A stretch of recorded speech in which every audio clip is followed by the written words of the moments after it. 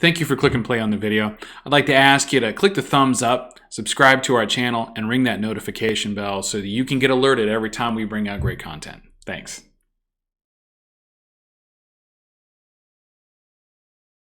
Hey YouTube comic community, this is Jimmy the Geek Aficionado, and I want to welcome you back to another Will Work for Comics episode. This one we're going to be picking up again conversations about grading.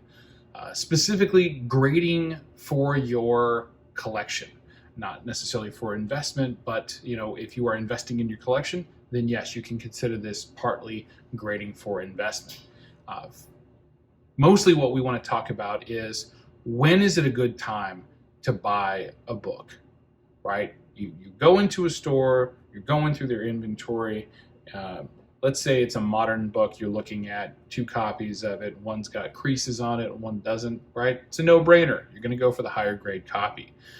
As the age of books progress, that question is a little fuzzier, right? You're going to take a little bit more of an objective eye to go, okay, I can get this book right now. It's in pretty bad shape. Do I need it? Yes. Can I wait? That's the question. Is this book coming up often, right? Is it worth it to get it as a whole filler as opposed to something that you're paying too much for and you're going to regret? These are questions that you're going to want to weigh. So we're going to take a look at a few books. These are books that I got by doing work from my comic store. I did some grading for him, meaning he gave me books. I appraised them for him, and I gave them back, and I earn a little small fee on it. That fee, the more I do it, grows into something that I can pick up and actually take home. So we're going to take a look right now at 2 Captain America annuals, right? Well, specials, right? So this is Captain America special number 1 on the left and special number 2 on the right. Now these books have 2 very different grades. From looking at it from the camera's eye, I'm sure that they look relatively similar in grade, right? Their eye appeal is very high. Here's what I can show you. As we take a little bit closer look at the books, this one here, special number 1, I have graded out as a VG+. Now, why did I do that? Well, as we look a little bit closer, you can see that there's a crease there. And more specifically, there is, and it's not usually very obvious, right away, but, it's very difficult to tell on camera, but there is some moisture damage locked in here. But that's not the big reason why we graded it out at a VG+. Look at that size of that crease on the back, right? That's going all the way down the book, right? That could be considered a manufacturing crease. It may not, but we have to err on the side of good judgment, right? As to whether somebody takes a look at this and goes, oh yeah, I can press that out. Well, it's still got breaking color throughout. And it's just not going to get the right grade with that in there. It's not going to get a high grade. I didn't have this book, so I made the choice that I was going to get this book at a VG+, so I can read it, so I can have it in my collection, but it still has significant eye appeal. We throw a little bit of a press on here, maybe a little cleanup here in the color, and we're going to have a book that presents very nicely. However, it does have that pretty gnarly crease through the back, right? So that's going to keep the actual grade of it a bit lower. You have to ask yourself, based on the value proposition, is this going to work for me? Now, this is Captain America Special number 2. And this book grades out significantly higher. It has no visible creases. It has a bend here in the cover that you can see, but nothing that breaks color all the way throughout. It has a number of spine bends.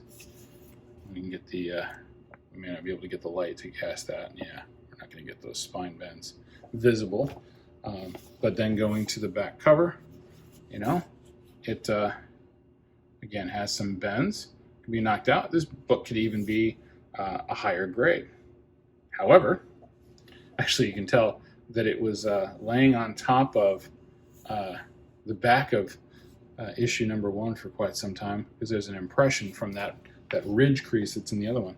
Anyway, point being, great looking book, much higher quality, going to be a higher price than the one, but still pretty low in price because it's bronze. But I'm a happy camper because I got it. Now, the important factors here that we're talking about is that we got 2 books that look super nice, but be aware of the defects that can be hiding in a book. A few more Captain America and Falcons. Let's take a look. So this one here on the left is a VF near mint copy, as well as this 143. Both very nice condition. I'm, super glad getting them myself in my collection and being able to get them at high grades. Again, same situation here. This is 147. It's near mint Midas. And this is 137 with SpiderMan, and that's a VF near mint. Glitter on Spider-Man's head there. Again, still high grade, right? I'm able to take advantage of an opportunity here, and I'm able to get high grade books that I didn't pay for. It wasn't out of pocket, so that really helps me in the long run. All right, now let's shift gears a little bit. We're going to get to some older books here, and this is something that you guys are going to have to take a look at. So this is Tales to Astonish, issue number 39 and 42. Take a second to look at the books and see if you can spot the massive defect in both of these books. Now, if you did have the opportunity to look closely, you'll notice not only does this one have a little chip out over here, but they both have 2 giant hole punches in the corners of each book. And what that's from is the original owner was a kid, and he wanted to put them in a portfolio. He wanted to keep them in a binder, some way to keep them, organized and not lose them, right? We have obviously much more effective methods these days. We put them in a box.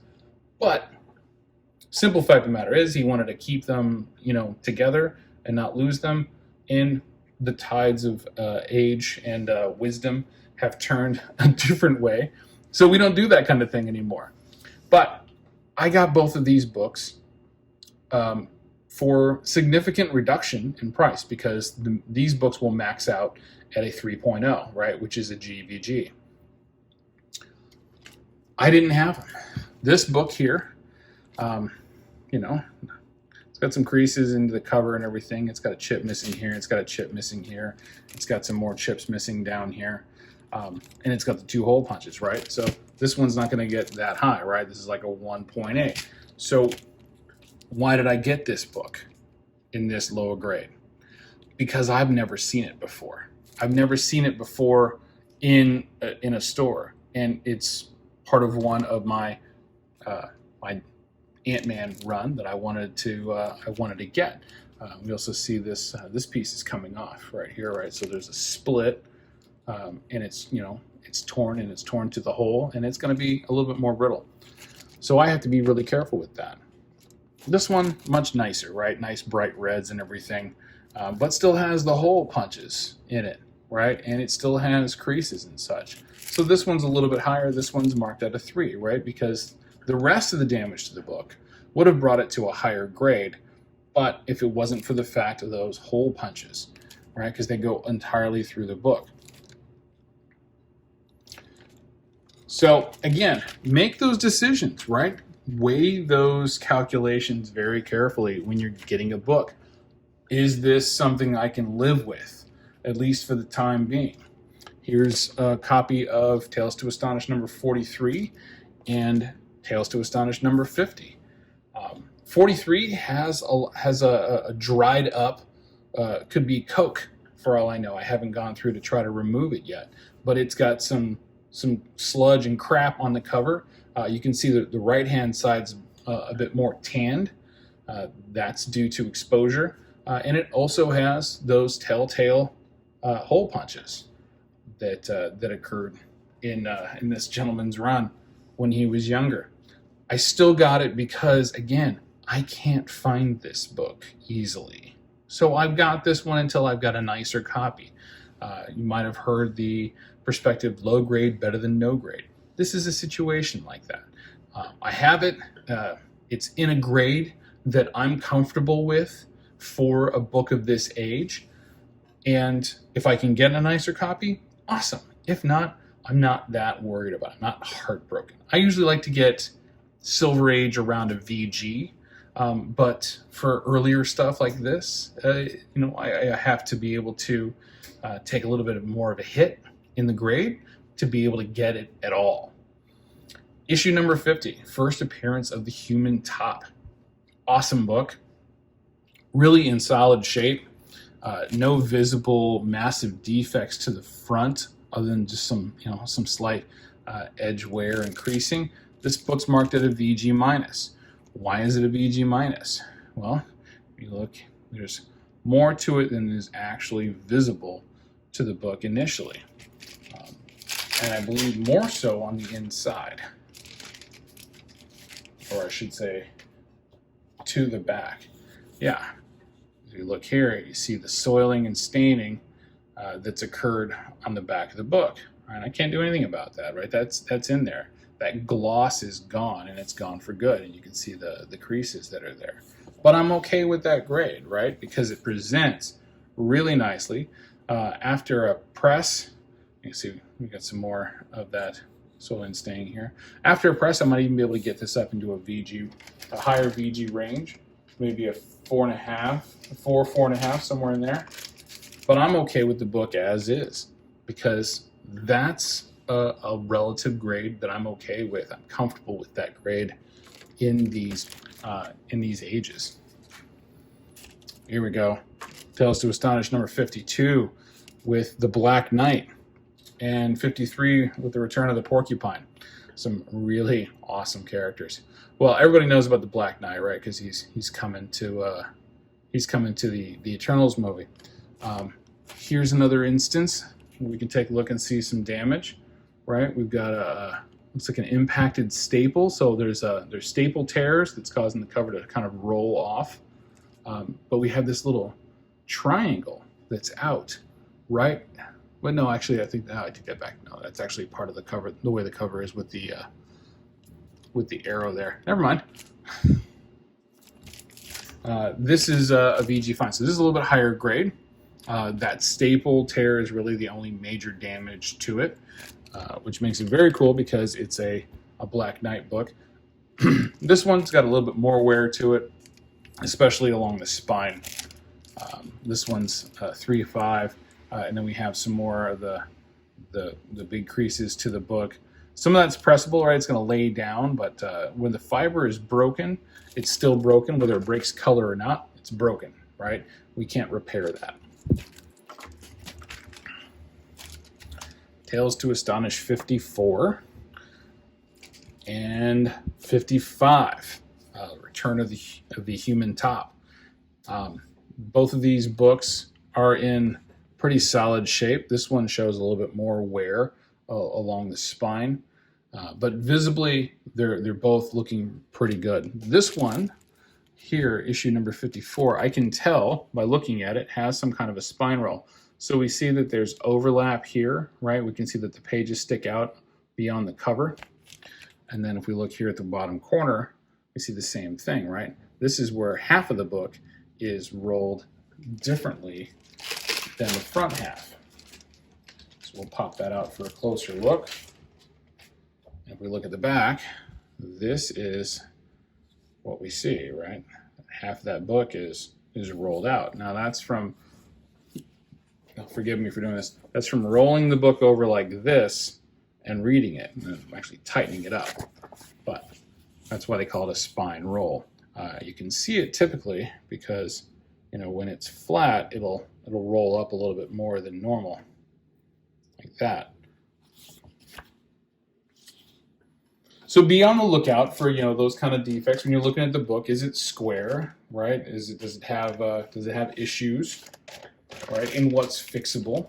right? And what can we live with, right? What is fixable and what's not fixable, right? These spine creases, right, and cover tears are not fixable. So are we okay with the book in general, right, in its current condition? You know, this one, so much nicer. This is a fine, right? So now we've got a book from the 60s that's a 6.0, right? We got a little bit of dust shadow on the side here and a little bit of wrinkling, right, that a press can take out because it's got a little bit of moisture to it. And there's a tiny little chip, so nothing major, but it looks sharp and it fits my needs. Tales to Astonish 56 and 57. Big Spider-Man issue, because this is one of the early Spider-Man appearances outside of his title. 56, I can tell, also has a bit of a spine roll. I can feel it here. There's a lipping, even though there's no other visible traces, just by looking at the cover. And then we've got a nice long crease right up the cover that's breaking color. So this is a VG minus, right? 3.5. We can do some pressing to it, but if there's some hard color breaks to the back, there's not much we're going to be able to do because it looks like it's got some kind of a subscription crease or just a fold from folding the book up and put it in the back pocket, which was common at that time. Now, this issue, this 57, looks fantastic. I mean, just looks absolutely fantastic. But in fact, it's not. This book is only maybe a 2.0. Here's why. We have to get to the back. You got to look at everything, right? And what do we see when we get to the back? We see, number one, that the cover is rolled over, right? We've got impact marks on the staples, right, where they're impacted there. This one almost looks like it's not even still attached at the staple. Hard to tell, but it's actually, the staple's right there. But we do have a tear here in the spine, but this is the worst part. Look at that. Now, it's going to take a lot of effort to press this out. It's really going to be difficult.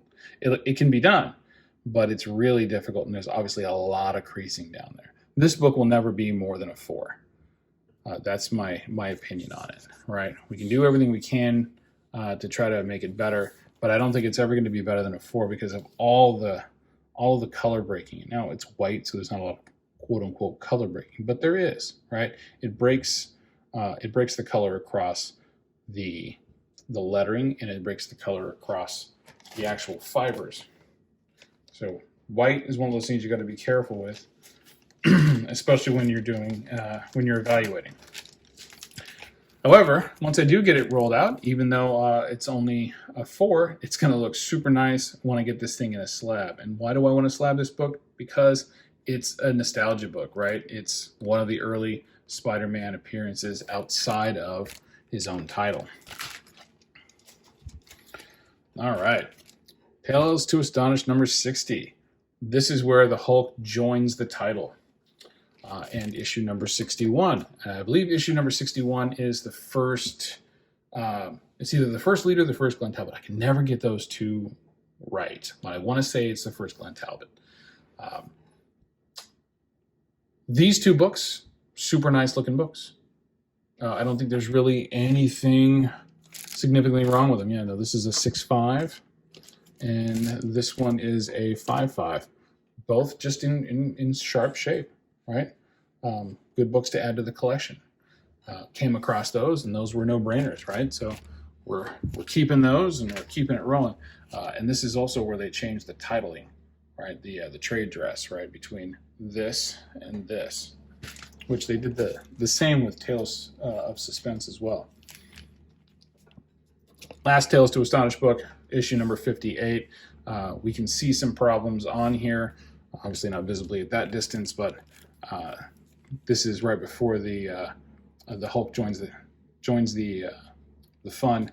But this has got a spine roll. You can see the rolling over there. It's got a lot of creases to it.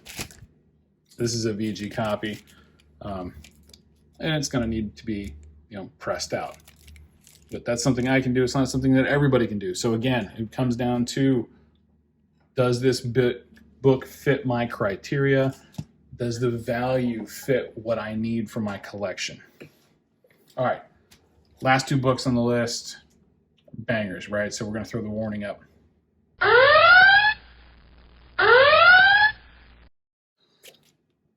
Avengers number 9, first appearance of Wonder Man.